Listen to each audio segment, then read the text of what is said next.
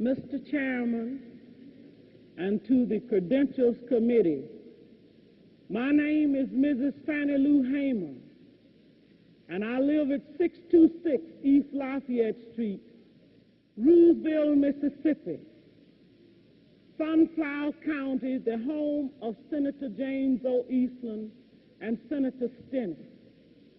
It was the 31st of August in 1962 that 18 of us traveled 26 miles to the county courthouse in Indianola to try to register to become first-class citizens. We was met in Indianola by policemen, highway patrolmen, and they only allowed 2 of us in to take the literacy test at the time.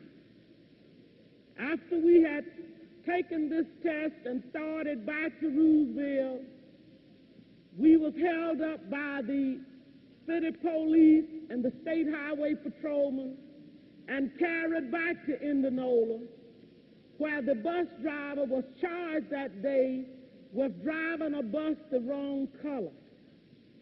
After we paid the fine among us, we continued on to Roosevelt, and Reverend Jeff Sonny carried me 4 miles in the rural area where I had worked as a timekeeper and sharecropper for 18 years.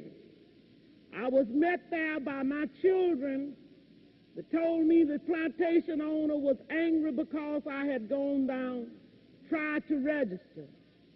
After they told me, my husband came and said the plantation owner was raising Cain because I had tried to register. And before he quit talking, the plantation owner came and said, Fannie Lou, do you know, did Pap tell you what I said? And I said, yes, sir. He said, well, I mean that, said, if you don't go down and withdraw your registration, you will have to leave. Said, then if you go down and withdraw, that you still might have to go because we are not ready for that in Mississippi. And I addressed him and told him that I didn't try to register for you. I tried to register for myself. I had to leave that same night. On the 10th of September, 1962, 16 bullets were fired into the home of Mr. and Mrs. Robert Tucker for me. That same night, 2 girls were shot in Roosevelt, Mississippi. Also, Mr. Joe McDonald's house was shot in. In June the 9th, 1963, I had attended a voter registration workshop, was returning back to Mississippi. 10 of us was traveling by the Continental Trailway bus. When we got to Winona, Mississippi, which is Montgomery County, 4 of the people got off to use the washroom, and 2 of the people to use the restaurant. 2 of the people wanted to use the washroom. The 4 people that had gone in to use the restaurant was ordered out. During this time, I was on the bus. But when I looked through the window and saw they had rushed out, I got off of the bus to see what had happened. And one of the ladies said it was a state highway patrolman and a chief of police ordered us out. I got back on the bus, and one of the persons who had used the washroom got back on the bus too. As soon as I was seated on the bus, I saw when they began to get the 5 people in a highway patrolman's car. I stepped off of the bus to see what was happening, and somebody screamed from the car that the 5 workers was in and said, get that one there. And when I went to get in the car, when the man told me I was under arrest, he kicked me. I was carried to the county jail and put in the booking room. They left some of the people in the booking room and began to place us in cells. I was placed in a cell with a young woman called Miss Vesta Simpson.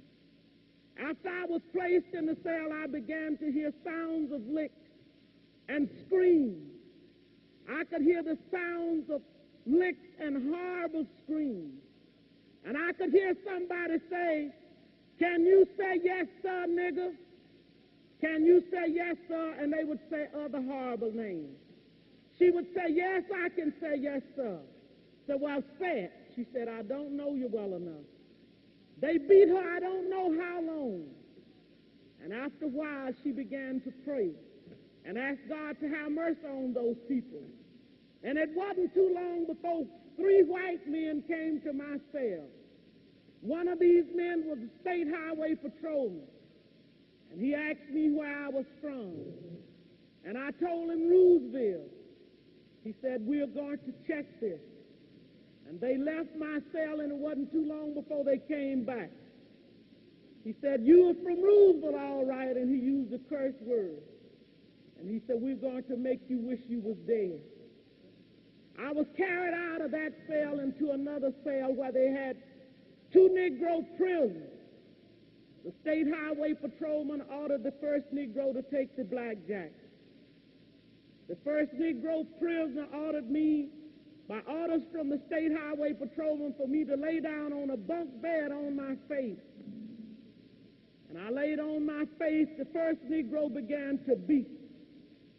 And I was beat by the first Negro until he was exhausted. I was holding my hands behind me at that time on the left side because I suffered from polio when I was 6 years old. After the first Negro had beat until he was exhausted, the state highway patrolman ordered the second Negro to take the blackjack. The second Negro began to beat, and I began to work my feet. And the state highway patrolman ordered the first Negro had beat to sit on my feet, to keep me from working my feet. I began to scream, and one white man got up and began to beat me in my head and tell me to hush. One white man, my dress had worked up high. He walked over and pulled my dress. I pulled my dress down, and he pulled my dress back up. I was in jail when Medgar Evers was murdered. All of this is on account of we want to register to become first-class citizens. And if the Freedom Democratic Party is not seated now, I question America. Is this America, the land of the free and the home of the brave, where we have to sleep with our telephones off of the hook because our lives be threatened daily, because we want to live as decent human beings